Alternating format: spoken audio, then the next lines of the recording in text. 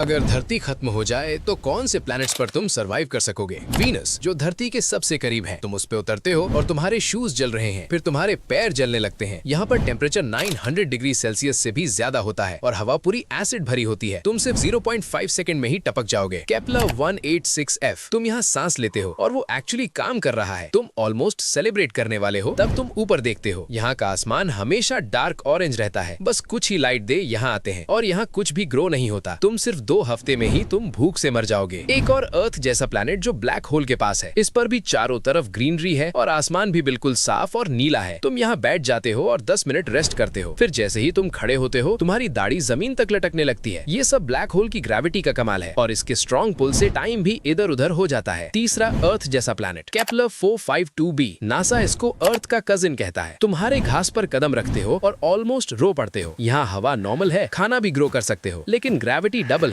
हर step में लगता है एक एक्स्ट्रा वेट उठा रहे हो, लेकिन तुम सरवाइव कर सकते हो और यही है तुम्हारा नया घर। डे 5, एक और इंसान आता है, सरताज सिद्दीकी। वो तुमसे पूछता है अगर धरती ही खत्म हो गई तो अब घर किसको बोलोगे? और अब तुम उसके इसी सवाल के साथ ही फंस जाते हो। क्या तुम इस नए प्लैनेट को अपना लोगे या अपनी धरती को याद करते रहोगे?